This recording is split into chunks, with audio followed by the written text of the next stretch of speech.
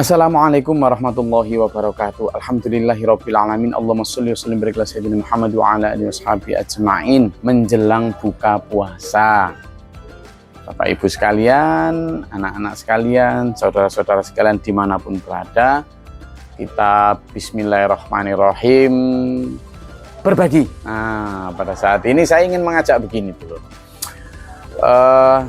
Terutama bagi yang sudah punya anak, juga yang mungkin punya rencana untuk sudah akan punya anak. Wow, apa itu bahasanya?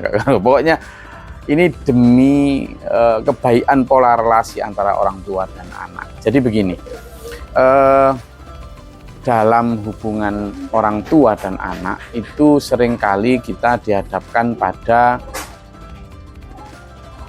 keluhan-keluhan ketika sesuatu tidak berjalan dengan baik, artinya apa? Ketika hubungan orang tua dan anak sudah tidak lagi harmonis, ketika anak sudah sulit untuk diarahkan, atau bahkan ketika orang tua sudah mulai lanjut usia dan kemudian tidak mendapatkan perhatian yang sesungguhnya dari anak, baru kemudian disadari ternyata sejak kecil itu ada yang terlupa.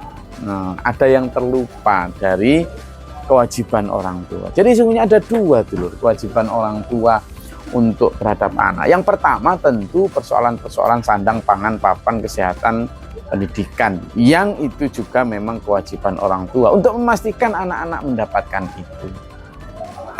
Tetapi yang tidak kalah penting lagi adalah orang tua harus memastikan anak itu mengikuti aturan Tuhan di dalam bagaimana mereka membangun pola relasi terhadap orang tuanya.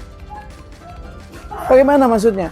Quran itu berkali-kali bilang ketika bicara tentang ani'budullah, untuk menyembah Allah, itu diikuti dengan wabil walidaini ihsana, dan terhadap kedua orang tua berbuat baiklah.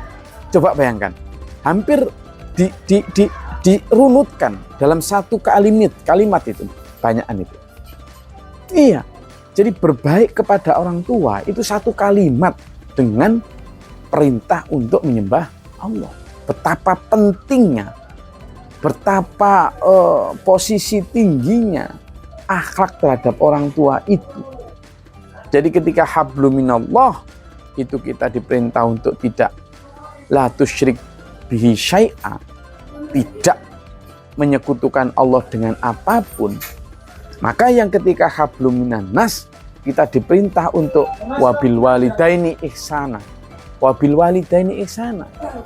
Wabil walidaini ihsana di situ sampai saking aturannya begitu rigid itu, wala taqul lahuma uffin. Jangan berkata uff atau ah. Gitu loh. Ketika jangan berkata ah atau uff, itu kita bicara tentang bagaimana membangun chemistry. Itu mewakili banyak hal itu. Rasa jengkel, rasa amarah, rasa tidak puas, mengeluh. Nah, dulur, yang berbahaya adalah ketika jangan menyekutukan Allah dengan apapun dalam konteks perintah untuk menyembah Allah, itu juga nanti akan berdampak besar ketika manusia masih menyembah selain Allah. Maka ketika perintah untuk berbuat baik kepada orang tua dan jangan berdurhaka terhadap orang tua, kalau dilanggar juga konsekuensinya berat di akhirat. Banyak orang di akhirat yang disiksa atau mendapat murka Allah hanya karena mereka anak-anak ini atau mereka ketika sudah dewasa tidak sayang, tidak hormat, tidak taat kepada orang tua, mengabaikan orang tuanya. Meskipun dia sudah ahli ibadah, ahli agama, tetapi jika kelakuan atau tabiat perilaku terhadap orang tuanya tidak baik, maka ini berbahaya. Karena Tuhan tidak akan memaafkan itu juga. Apapun.